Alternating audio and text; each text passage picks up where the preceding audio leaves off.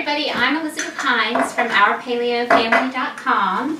Today is Whole30 Day 25. We are so close, and tonight we're making Salisbury steak. So this is an old recipe. It's on my website. We have to make one slight modification, and that is that the recipe calls for a teaspoon of honey, and so we are going to leave that out, obviously. No honey. This is a really fast recipe. I love it for that. It's fast and easy, and it's really good and hearty. And again, it's going to make sort of a gravy like the grandma's beef tips we had way back at the end of week 1. And so we need a vehicle for all that yummy sauce. So we're going to have mashed cauliflower again. So I already cut my cauliflower and I have it in a pot on the stove coming to a boil. And on my mashed cauliflower video, I did not do this for some reason. I'm not sure why. And I think I said it, but I want to tell you anyway. I add one real, honest to goodness potato to my cauliflower, and it makes the texture creamier and more potato-like. Perhaps that's a little bit of heresy in the paleo world, but a potato is a real food, and so we're happy to eat it. So we're starting with our Salisbury steak patties here, and I've just put two pieces of bacon and half of a small onion in my food processor. And I want to sort of chop that up. And then I'm going to put all the rest of my ingredients in here. And I know that my ground beef is already ground, and so perhaps you might think it's not really necessary. Let's see if I can cut through that. To put it in the food processor, but it just makes it easy. You certainly don't have to do this. You could get out your little chopper or a little blender or something to chop up the bacon and the onion and then pull it out and put it in a bowl and mix it together that way. But this works for me, and I think it's easier. Whoops, I just forgot. My trash can was on the counter. Oh, that's ugly, sorry. Oh well, nobody's perfect, right? I've got my big pile of clean dishes behind me that I just didn't have time to put away. My Instant Pot is out because I made broth today, so it smells really good in here. I continue to be amazed at the Instant Pot for broth making. It's amazing. Okay, so the rest of our ingredients for our patties. I love it because you just put everything in there. I need a 1/4 teaspoon of garlic salt. Now, one of my, viewers, made a comment one time that she would like it if I somehow posted all the ingredients, like at the end of the video or something. But you know what? I have a website that I very dutifully keep up to date. And so when I make one of these videos, most of the time, unless it's just like a process, something like sharpening knives, something like that, the recipe is on my website. It's all written up for you in a pretty way. You can print it out in a recipe card format. And so I'm not going to be posting it up here, but you can very easily, my husband who edits the videos puts a little card up in the corner. You can click on that link. It'll take you to the website. So I feel like we've made it about as easy as possible for you, and I just don't have time to make extra work for myself in writing it up some other way to get it up on the video. So I added garlic salt. Now I'm adding regular salt. If you were watching your salt intake, you could sub that garlic salt for garlic powder, just like dehydrated garlic, or fresh garlic if you like. So this is everything I need in my patties. It smells so good because of that bacon in there. All right, so in goes some pepper. I'm just going to pulse this a few times.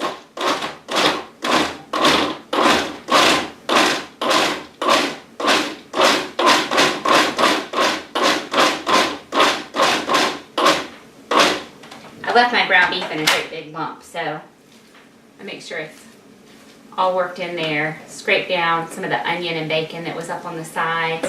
Make sure everything gets mixed in. Let the food processor actually work for me. In something like this, I feel like pulsing instead of just turning it on works a little bit better. I can really control it better. All right, that looks good to me. So let me get this out of here so you can see better what's going on. Okay, so you can tell my bacon fat here is hot. Whew. Maybe a little too hot. I've got it on pretty low. And I'm just going to form these into patties. I'm going to take the blade out so I can work in my bowl without fear of cutting myself. And I'm just going to sear these in my skillet, and then they're going to go in the oven while I make the gravy. So that makes this a pretty fast meal. So what I'm going to do is, so I don't get raw meat on my cutting board, I'm just going to use my counter, and I'm going to portion this out. I want roughly 5 equally sized patties. I want 5 because there are 4 of us in my immediate family, and my husband takes leftovers for lunch. So I have a kitchen scale. I really recommend you get a kitchen scale.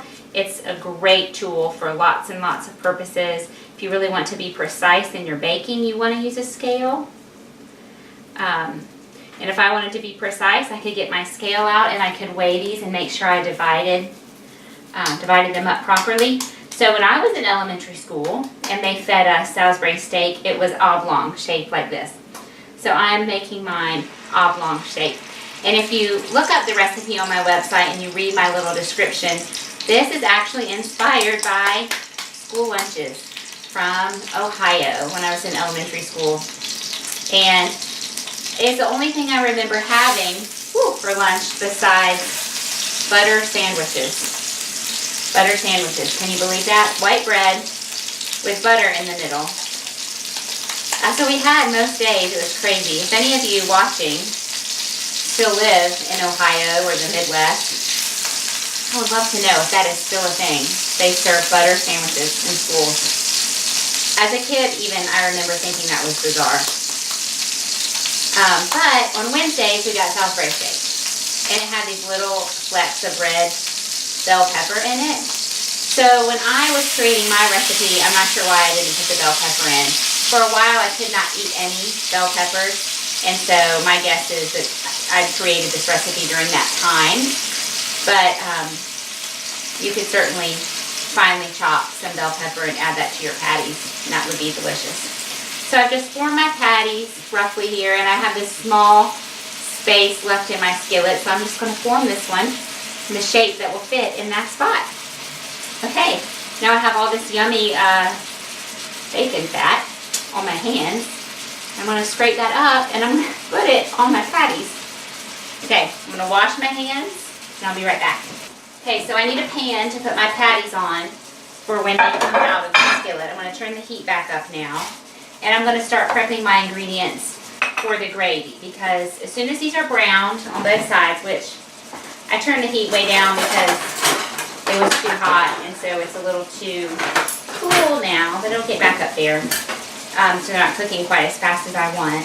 So I'm going to take those out, I'm going to put them on this pan, and then they're going in the oven at 400 degrees. And then with all the yummy flavor that's left in my skillet, I'm going to make my gravy. And it's real simple. This is similar to the beef stroganoff. Slightly different flavors. That one's really dirty. But real similar, and definitely similar in process.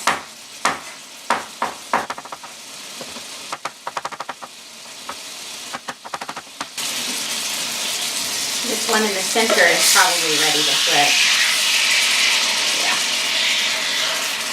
The ones on the edges I'm going to spin, because they'll be browner in the middle, the side that's facing the middle, than the side that's facing the edge of the pan.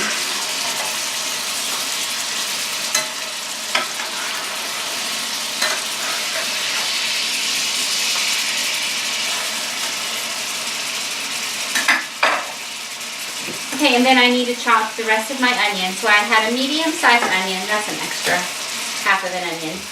So I put half of it in my patties, and the other half goes in my gravy. So the first half went in the food processor, and this half I just need to chop finely.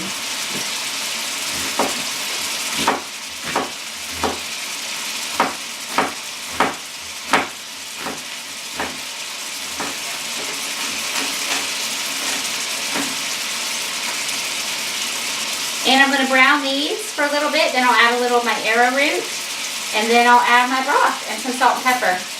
And that's all there is to the gravy, but boy, is it good. My first patty is done.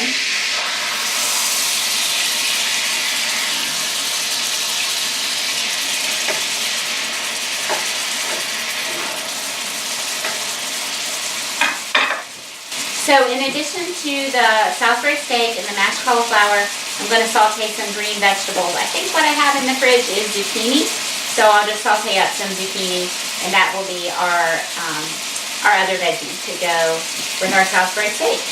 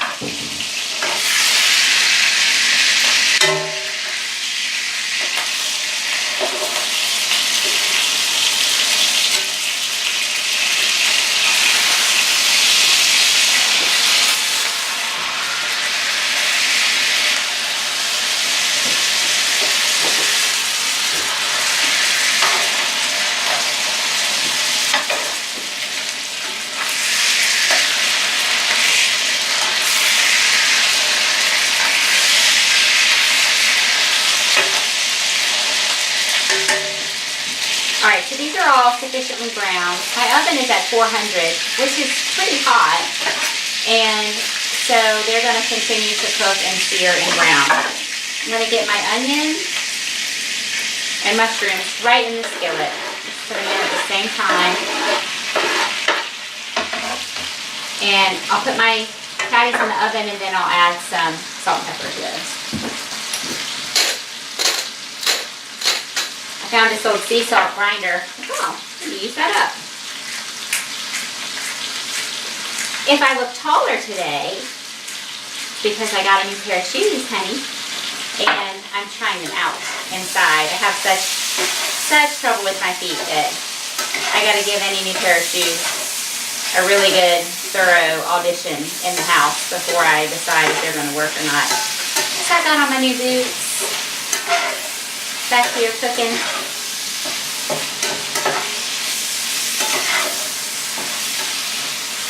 Okay, that looks great already because got all that nice brown stuff up off the bottom of the pan from cooking my patties. Looks delicious. I'm actually going to go ahead and give my counter a little scrape because, you know, I put my meat on there. Alright, so I've got my heat pretty, I got my heat pretty high right now. I'm going to turn that down to about medium high. And I'll go ahead and just cut up my zucchini. So last night we had leftovers. If you watched that video, we had leftovers in salad. And I wanted to switch things up a little bit, so I made a new salad dressing. It's like an avocado, lime, jalapeno dressing recipe that came from Whole30. And I don't know if they have that on their website, honestly. I got it in the Whole30 daily email that I subscribe to that costs, I believe, just $15, and they'll send you an email each day. Actually a day before your Whole30 starts, and then you get a day 31, sort of some follow-up. And they're really great. Tons of great information. And that salad dressing recipe was in one of those emails. And I had to make it a little bit differently just because I didn't have some of the ingredients that they called for. But it was really good. When I first tasted it, I was like, oh, it's good. You know, it's okay, but I didn't love it. But then I had it left over today, and it was even better today, which I have found that to be true with foods that have more strongly flavored ingredients. Like that one had the jalapeno in it, and the jalapeno flavor and heat came out a little bit more today. It was really good, so I'm definitely going to be making that one again. So if you don't know what I'm talking about, I don't feel like I can publish that recipe because it's not mine. Recipes are copyrighted, and so you can watch me make it and hear me talk about it and figure out how to do that. But it is definitely one that I would make if I were you. It was delicious and different. It was really kind of light tasting. Very much enjoyed it. Okay, so there's my zucchini ready for when I need it. So now we're just waiting. These are cooking. I'm basically at this point waiting for my cauliflower, which I keep saying the next time I make my mashed cauliflower, I'm gonna cook it in my Instant Pot, but I just didn't feel like doing it. I did it on the stove. But I am gonna mash it all up in my food processor, especially because it's out already. I used it from making these patties. I'm gonna give this a taste for seasoning.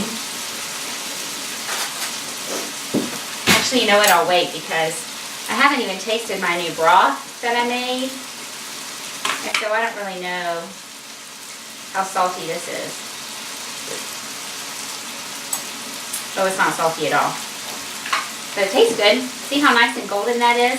So this is broth that I made from 1 turkey wing, 1 rotisserie chicken carcass, and then I think I had about 3 thigh bones. Just a couple little miscellaneous bones were in my baggie. And I added carrot, celery, onion. I had just a teeny bit of poultry seasoning, not enough to even affect the flavor because I was out of it. And salt and pepper, that's it. And it's this beautiful golden color. And it's partly from, it gets a little bit from the carrots. Sometimes I have cheated and I've actually left my onion skins on, and it even deepens the color more. It just makes it even prettier. I don't think it affects the flavor at all, but it definitely deepens the color, and that looks really nice. My mushrooms and onions are actually almost cooked enough. I don't want them to be total mush. So, in just a minute, I'll give them one more minute, and then I'm going to add my arrowroot, and then I'll add my broth, and we'll have our gravy all done, and it'll just be waiting for the steak patties to come out and for the cauliflower to be done. And my recipe calls for 2 tablespoons of arrowroot, which I think it will need that because there was a good bit of fat in there. If it had just been the grass-fed ground beef in my patties, there wouldn't have been that much fat, but those 2 pieces of bacon contributed a lot to the fat gain. A little bit on the outside.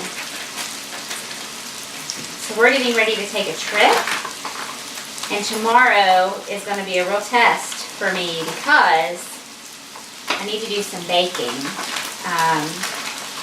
We're going to be doing something pretty active, and so I would like to have some healthy treat, extra calories for my family. So I'm going to make some, I already make really yummy chocolate chip cookies. I sell those, and I have just worked out a recipe for oatmeal cookies. So they're like oatmeal raisin cookie, but with no oats because they're paleo, so they're grain-free. And they're really yummy, so I'm going to make some of those. I made them a couple months ago, so I tasted them when I was not on my Whole30. And, but I have not baked anything homemade that was really tempting to me since I started this. Tomorrow will be day 26. It will be tempting, I know, for me to resist tasting. I know my brain will tell me, oh, you're on day 26. It's fine. Go ahead and have some. But it's not true. I really want to do the 30 days. So I just know that that temptation is coming. And being prepared for it, knowing that it's coming will help. I can pray that God will help me to resist the temptation, and He will. And then I know my family will not eat all of them. It'll be day 26. They will not eat them all in 5 days, 4 days. And I will get to have some when my Whole30 is over. I'm sure of it. Okay, so I added my 2 tablespoons of arrowroot. There's still some liquid in my pan, but I don't want to add more arrowroot than that because it will give this sort of a slimy texture that I do not want.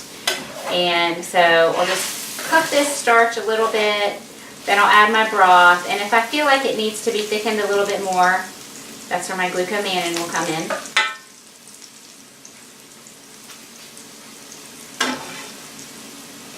I love my cast iron skillets. don't love my non-stick skillets, so they're necessary sometimes. But man, I love my cast iron skillets, so thank you to Grandma for those. Okay, that's cooked. I'm just going to add this all in. The recipe calls for 1.5 to 2 cups of broth. This, I think, is 2 cups. It has a mark on it someplace. I'm pretty sure it's 2 cups. But I know it's going to be at least 15 minutes until everything else is ready. So this will simmer a good bit. It'll have plenty of time to thicken and for some of that liquid to evaporate. And it's just easier for me to use that whole container than stick a couple tablespoons back in the fridge because it'll just get forgotten in there. So I'm just scraping up the bottom. You've seen me do this a lot of times. That's where lots of flavor is, which is why really I'm not a huge fan of nonstick skillets, because you can't heat them to as high of a temperature. You don't get that good browning on a nonstick skillet, so you don't get that flavor added to your dish. So whenever you are searing meat or even vegetables, you can use not a nonstick skillet, then you can get all that flavorful stuff up off of the bottom of the skillet when you're done. Alright, so I'm going to make sure that's going to bubble. It's set to medium high, so it should. Yep, there it goes. And I'm actually going to switch it out in just a minute so you can see me cook the zucchini, which is not complicated. I know you can do it, but I'll show you anyway. Well, all I can say is that I should have used the Instant Pot for my cauliflower because I forget every time how long it takes for that to boil and soften. It's going to need some thickening, I think.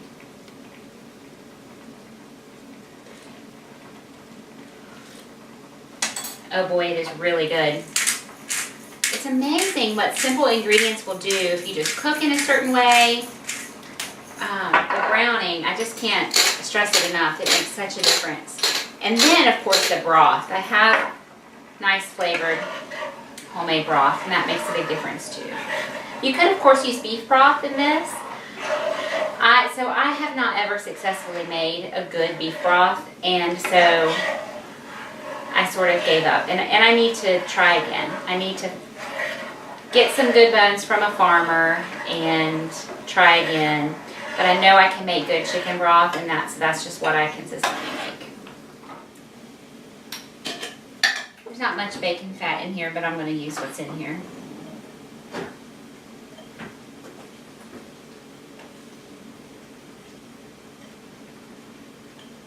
Because that's going to add really yummy flavor to my zucchini, and it'll just reinforce the flavors in my steak.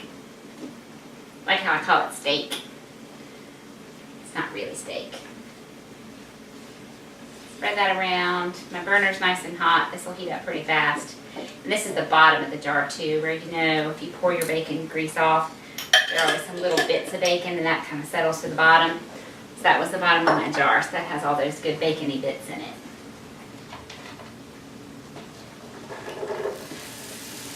So I'm going to put them in, spread them out so I have as many making contact with the skillet as possible. I'm going to sprinkle salt and pepper on top, and then I'm just going to leave them alone. And then they'll get nice and caramelized on the bottom.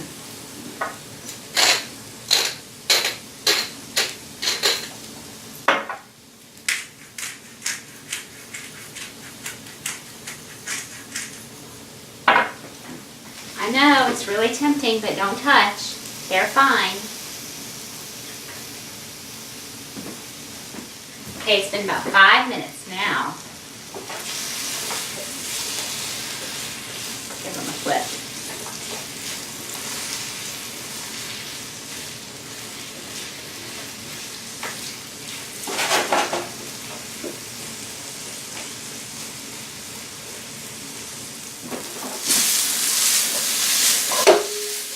Ooh, can you see that? That's what I wanted. Nice and brown.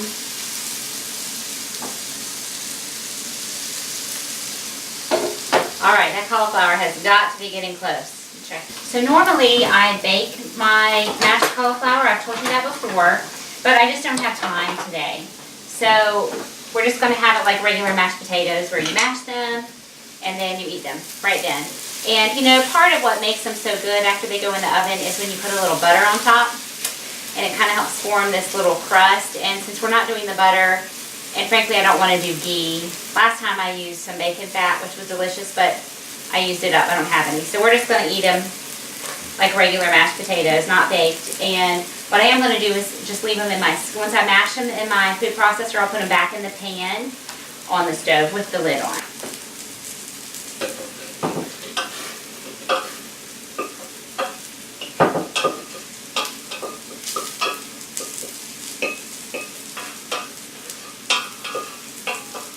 So I add salt and pepper at this point, and that's it.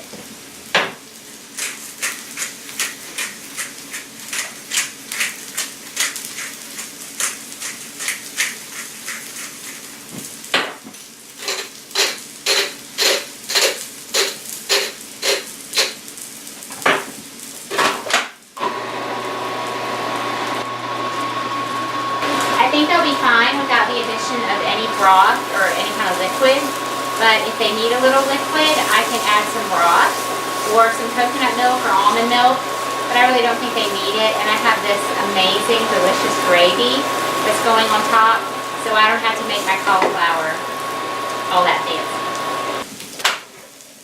Looks like there's a piece kind of stuck in there, so I'll pull, which will sometimes kind of unlodge a piece of stuff.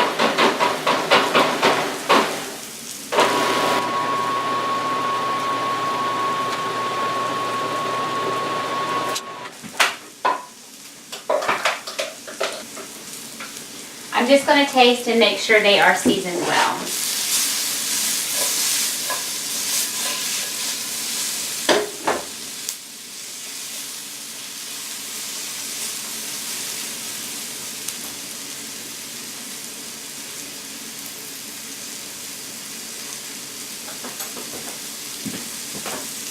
Wow, they're really good. I can taste the potato, but they definitely need salt and pepper.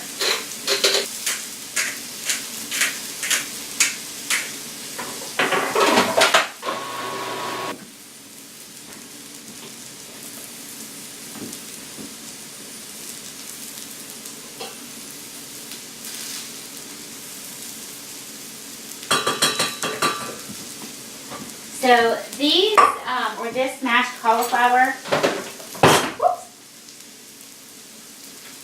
somebody's a mess, could actually not be any simpler. I boiled the cauliflower. I had a cauliflower, one small Yukon Gold potato, and then I mashed it and I added salt and pepper.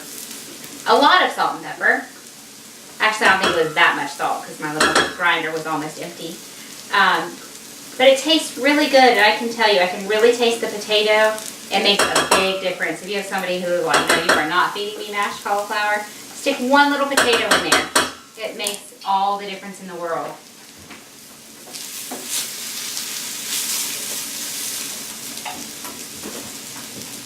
Okay, so here are my Salisbury steaks after being in the oven for too long because somebody was late getting home. So what I'm going to do is I'm going to just nestle them down in their gravy, and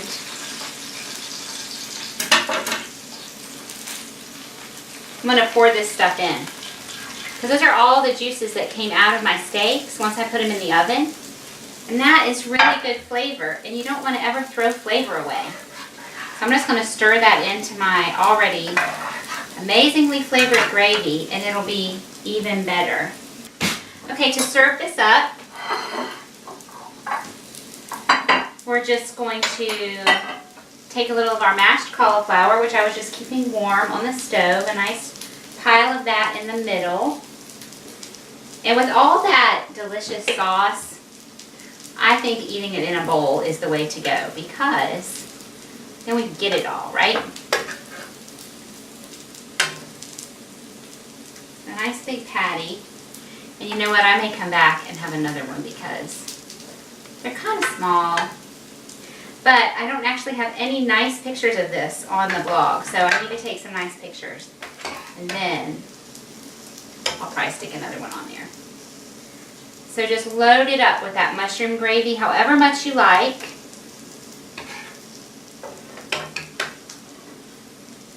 so rich and flavorful.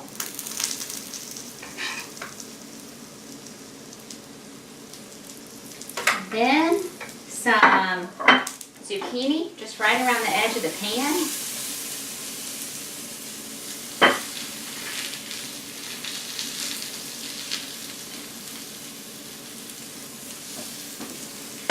And we have another delicious Whole30 dinner that doesn't feel at all like a diet meal. We're not missing out on anything. And we've almost made it, day 25. So I hope it's going well, and I'll see you again tomorrow.